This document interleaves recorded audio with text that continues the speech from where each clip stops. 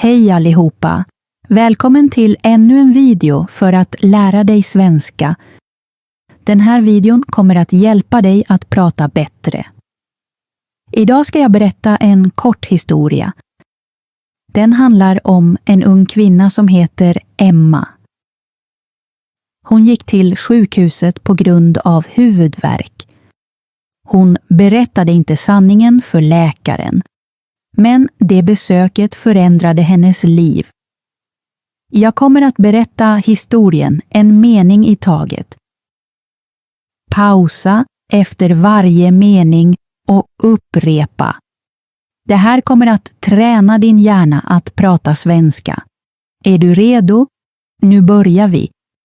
Jag heter Emma Andersson. Det här är berättelsen om dagen då jag gick för att träffa en läkare.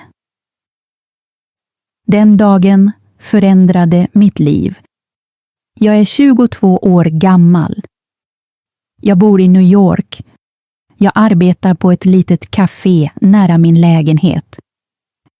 Mitt liv är väldigt enkelt. Jag vaknar, går till jobbet, kommer hem och sover. Varje dag känns likadan. Ingenting speciellt händer någonsin. Men en tisdag hände något annorlunda. Den morgonen vaknade jag med svår huvudvärk. Mitt huvud kändes tungt och gjorde ont. Jag kunde inte gå till jobbet. Jag ringde min chef. Jag är sjuk idag, sa jag. Du borde träffa en läkare, sa han till mig. Jag ville inte gå. Jag är alltid rädd för läkare. Jag tror att de kommer att ge mig dåliga nyheter. Men smärtan var för stark. Så jag bestämde mig för att gå till sjukhuset. Sjukhuset var en stor vit byggnad. Många människor gick in och ut. Jag kände mig nervös. Mina händer skakade. Inne låg en vänlig kvinna i receptionen mot mig. Hur kan jag hjälpa dig? Frågade hon. Jag har huvudvärk. Jag behöver träffa en läkare, sa jag. Hon gav mig en blankett att fylla i och jag satte mig i väntrummet. Många människor var där. Vissa såg väldigt sjuka ut. Vissa såg oroliga ut. Efter en timme ropade en sjuksköterska mitt namn. Emma Andersson. Jag reste mig upp. Sjuksköterskan var ung och snäll. Var snäll och följ mig, sa hon. Vi gick ner för en lång korridor. Väggarna var blå. Det fanns bilder av blommor på väggarna. Det hjälpte mig att känna mig lite lugn. Läkaren kommer att träffa dig i rum 5, sa hon. Jag gick in. Där fanns en säng med rena vita lakan, en stol och några medicinska böcker. Rummet luktade fräscht. Efter några minuter öppnades dörren. En ung man gick in. Han var lång med mörkt hår och vänliga ögon. Han bar en vit rock. Hej, jag är Dr. James Wilson, sa han med ett leende. Mitt hjärta började slå snabbt. Inte för att jag var rädd, utan för att han var väldigt stilig. Vad verkar vara problemet idag? Frågade han. Jag har ont i huvudet, sa jag tyst. Han satte sig nära mig. Jag kunde känna doften av hans lätta parfym. Den luktade ren och fräsch. När började smärtan? Frågade han. I morse, svarade jag. Han kontrollerade mitt blodtryck. Han tittade i mina ögon och öron. Hans ansikte var nära mitt. Jag kände mig nervös, men på ett bra sätt. Efter en stund log han. Allt ser normalt ut. Det är bara spänningshuvudvärk. Det är inte allvarligt. Drick mer vatten och vila. Han gav mig lite medicin. Tack doktorn, sa jag. Varsågod Emma, svarade han vänligt. Jag lämnade sjukhuset. Mitt huvud kändes bättre, men mitt hjärta kändes konstigt. Jag kunde inte sluta tänka på honom. 3 dagar senare var min huvudvärk borta. Men jag tänkte fortfarande på honom varje dag. Jag ville träffa honom igen. En vecka senare gjorde jag en plan. Jag skulle gå tillbaka till sjukhuset och säga att min huvudvärk fortfarande var svår. Det var inte sant, men jag ville träffa honom. Jag tog på mig min bästa blå klänning. Jag gjorde mitt hår och tog på läppstift. Jag tittade i spegeln. Jag ville se fin ut. På sjukhuset sa jag till kvinnan i receptionen. Jag behöver träffa Dr. Wilson igen. Är din huvudvärk fortfarande svår? Frågade hon. Ja, väldigt svår, sa jag, fast det var en lögn. Hon gav mig en tid. Jag väntade i samma rum igen. Mina händer skakade, men den här gången var jag förväntansfull. Sjuksköterskan tog mig till rum 5. Läkaren kommer snart, sa hon. När Dr. Wilson kom in stannade nästan mitt hjärta. Emma, hur mår du? Frågade han. Inte bra, sa jag. Mitt huvud gör fortfarande ont. Han såg orolig ut och undersökte mig igen. Allt var normalt. Jag tittade på honom. Mitt hjärta slog snabbt. Jag visste att jag var tvungen att säga sanningen. Doktor, jag måste berätta något för dig, sa jag.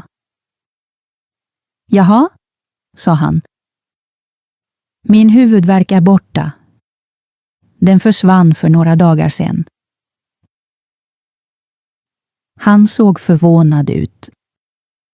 Varför kom du tillbaka då? Frågade han. Jag tog ett djupt andetag. Jag var väldigt nervös, men jag pratade. För att jag ville träffa dig igen, sa jag tyst. Han tittade tyst på mig. Jag trodde att han skulle bli arg. Jag trodde att han skulle säga att det var fel, men istället låg han lite. Emma, sa han, jag är glad att du kom tillbaka. Mitt hjärta hoppade till. Jag kände mig blyg, men också modig. Får jag fråga dig en sak, sa jag. Självklart, svarade han mjukt.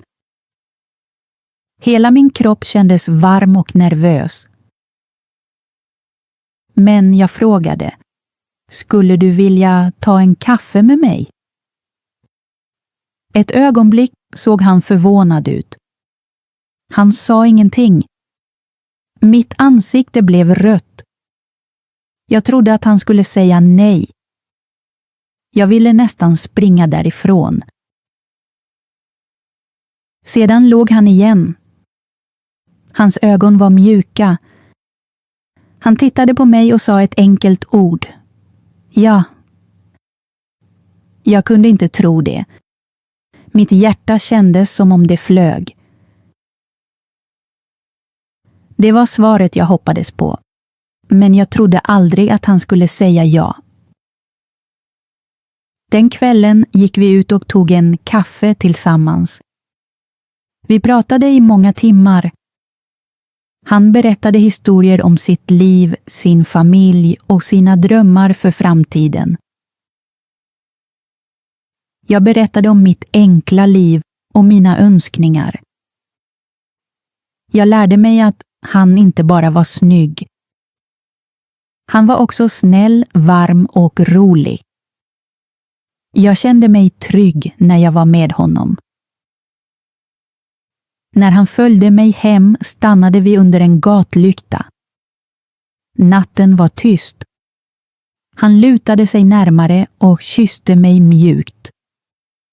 Det kändes som om jag var i en vacker dröm.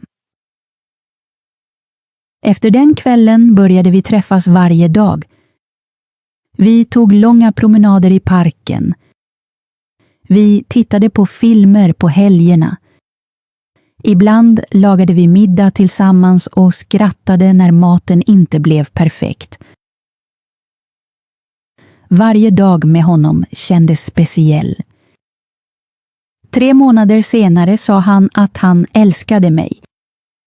Vi satt vid floden och tittade på solnedgången. Himlen var orange och rosa. Han tittade på mig och sa: Emma, jag älskar dig. Jag har älskat dig sedan första dagen vi träffades. Mitt hjärta var fullt av lycka. Jag älskar dig också, sa jag. 6 månader senare friade han till mig. Han valde en mycket speciell plats. Han tog mig tillbaka till samma sjukhusrum där vi träffades första gången. Jag blev förvånad när han gick ner på ett knä. Emma, vill du gifta dig med mig? Frågade han. Jag började gråta och skratta samtidigt. Jag var så lycklig. Ja, sa jag. Nu är vi gifta. Vi bor i ett litet hus med en vacker trädgård. Han arbetar fortfarande på sjukhuset som läkare. Jag öppnade mitt eget bageri. Jag gav det namnet Sweet Headache eftersom den lilla huvudvärken och min lilla lögn förde oss samman. Varje morgon vaknar jag bredvid honom och ler. Jag känner mig tacksam för den där tisdagsmorgonen när jag bestämde mig för att gå till läkaren. Ibland händer de bästa sakerna i livet när du är modig nog att be om det du vill ha. Ibland kan kärlek börja på ett konstigt sätt, men den kan växa till något äkta och starkt. Det här är min historia. Så här träffade jag min man.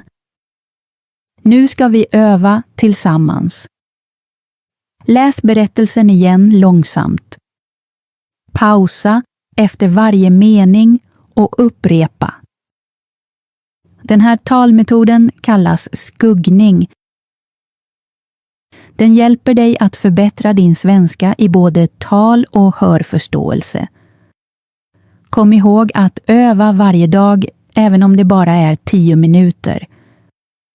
Vi ses i nästa video för att lära dig svenska.